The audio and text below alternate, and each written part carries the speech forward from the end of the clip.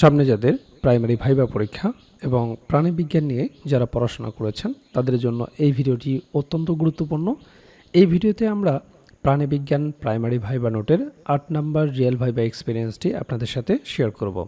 আশা করছি আসন্ন ভাইবা পরীক্ষায় আপনারা এখান থেকে কমন পেয়ে যাবেন।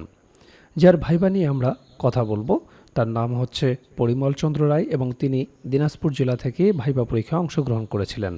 কাজে বুঝতে পারছেন দিনাজপুর জেলা থেকে যারা ভাইবা পরীক্ষায় অংশগ্রহণ করবেন তাদের জন্য খুবই গুরুত্বপূর্ণ। সেই সাথে বাংলাদেশের অন্যান্য জেলা থেকে যারা প্রাণীবিজ্ঞান নিয়ে পড়াশোনা করেছেন এবং প্রাইমারি ভাইবার জন্য যারা প্রস্তুতি নিচ্ছেন তাদের জন্য সমান গুরুত্বপূর্ণ। আমি প্রথমে অনুমতি চাইলাম, স্যার আসতে পারি। এরপর রুমে গিয়ে সালাম দিলাম। বোর্ড বললেন আসেন, বসেন। আমি ধন্যবাদ দিয়ে বসলাম। তারপর সহকারী জেলা শিক্ষা অফিসার স্যার ছিলেন, তিনি লিখতে দিলেন যা আমি ওএমআর ফর্মে লিখেছিলাম।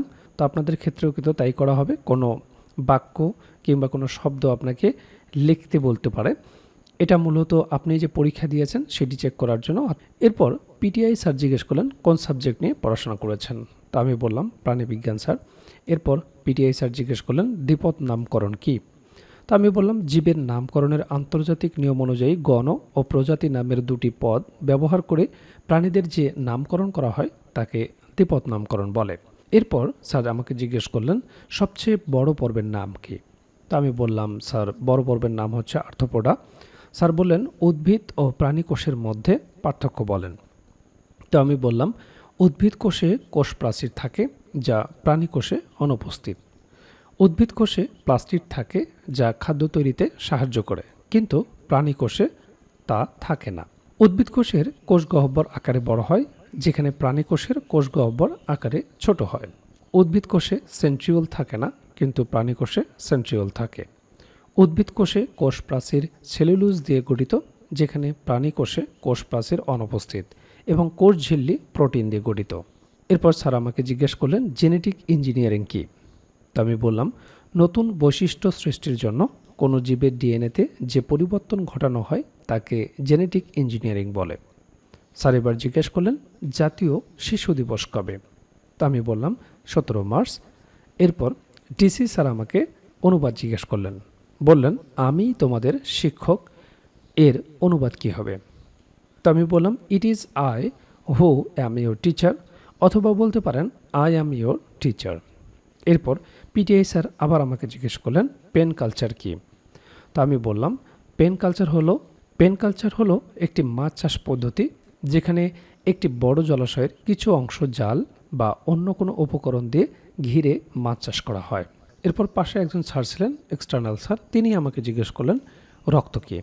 তো আমি বললাম রক্ত এক প্রকার তরল যোজক কলা। ডিসি স্যার আমাকে জিজ্ঞেস করলেন ইলিশ মাছের জীবনচক্র বলেন।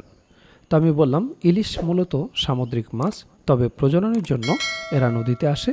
ডিম পাড়ার পর বাচ্চা ইলিশ বড় হলে আবার সাগরে ফিরে যায়। ডিসি স্যার বললেন পরিপাক প্রক্রিয়া বানান করেন। তো আমি বানান করলাম। এরপর ডিসি স্যার বললেন গান বলেন। তো আমি একটা গান বললাম। এরপর ডিপিএস স্যার আমাকে বললেন ঠিক আছে আপনি এবার যেতে পারেন। আমি সালাম দিয়ে চলে আসলাম। তো আপনারা দেখলেন ভাইবা বোর্ডে কী ধরনের প্রশ্নগুলো জিজ্ঞেস করা হয়, কোন কোন বিষয় থেকে প্রশ্ন জিজ্ঞেস করা হয়। আর এই বিষয়গুলো নিয়েই আমরা তৈরি করেছি প্রাইমারি ভাইবার জন্য কমপ্লিট একটা প্যাকেজ, যে প্যাকেজে আপনার বিষয়ভিত্তিক ভাইবা প্রশ্ন তো থাকবে, একেবারে রিয়েল ভাইবার আলোকে বিষয়ভিত্তিক নোটটি তৈরি করা হয়েছে, যেখানে বিগত বছরে যে রিয়েল ভাইবাগুলো হয়েছে তা সুন্দরভাবে সমাধান করে দেওয়া হয়েছে। সেই রিয়েল ভাইবাগুলোও যদি আপনারা ভালো মতো দেখে যান সেখান থেকেই বেশিরভাগ প্রশ্ন আপনারা কমন পেয়ে যাবেন। এছাড়াও আপনারা জানেন যে ডিপার্টমেন্টে আপনি ভাইবা দিতে যাবেন সেই ডিপার্টমেন্ট সম্পর্কে অবশ্যই আপনাকে প্রশ্ন জিজ্ঞেস করতে পারে। তো সেই বিষয় সম্পর্কে একটা ভাইবা নোট থাকবে, প্রাইমারি সম্পর্কিত একটা ভাইবা নোট থাকবে। প্রাইমারি ভাইবাই অবশ্যই আপনাকে অনুবাদ জিজ্ঞেস করবে, অনুবাদের উপর একটা ভাইবা নোট থাকবে, যেগুলো প্র্যাকটিস করে গেলেই যথেষ্ট।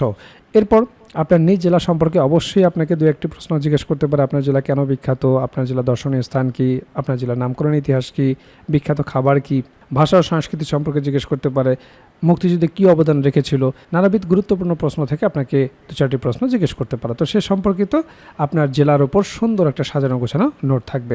এছাড়াও 1947 থেকে শুরু করে বর্তমান সমসাময়িক পর্যন্ত গুরুত্বপূর্ণ বিষয়ের উপর যে সমস্ত প্রশ্নগুলো আপনাকে জিজ্ঞেস করতে পারে সেই বিষয়গুলো নিয়ে সুন্দরভাবে সাজানো গোছানো একটা সাধারণ জ্ঞান ভাইবা নোট থাকবে। এছাড়াও আপনারা জানেন যে প্রাইমারি ভাইবা বোর্ডে বাংলা ব্যাকরণ এবং সাহিত্য অংশ থেকে বেসিক কিছু প্রশ্ন জিজ্ঞেস করে থাকে, সে বিষয়ে একটি ভাইবা নোট থাকবে। এছাড়াও গণিতের একটি বেসিক ভাইবা নোট থাকবে। আপনারা জানেন যে পাটিগণিত, বীজগণিত এবং জ্যামিতি অংশ থেকে কিছু বেসিক প্রশ্ন জিজ্ঞেস করা হয়।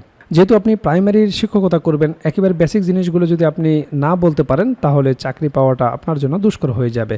কাজেই ভাইবা পরীক্ষায় আপনি যত ভালো করবেন আপনার চাকরি পাওয়ার সম্ভাবনা তত বেড়ে যাবে। কাজেই যারা প্রাইমারি ভাইবার জন্য গুছিয়ে কার্যকর একটা প্রস্তুতি নিতে চান, আমাদের ভাইবা প্যাকেজটি দ্রুত সংগ্রহ করুন। ইতিমধ্যে অনেক প্রার্থী আমাদের কাছ থেকে ভাইবা প্রার্থী সংগ্রহ করেছেন, তারা প্রস্তুতি শুরু করে দিয়েছেন।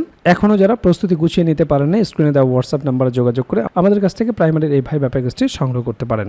প্যাকেজটি আপনারা দুইভাবে নিতে পারবেন, আপনারা হার্ড কপি নিতে পারবেন কুরিয়ারের মাধ্যমে, এছাড়াও পিডিএফ প্যাকেজ আপনারা নিতে পারবেন। কাজেই দেরি না করে দ্রুত স্ক্রিনে দেওয়া হোয়াটসঅ্যাপ নাম্বারে যোগাযোগ করে প্যাকেজটি সংগ্রহ করুন।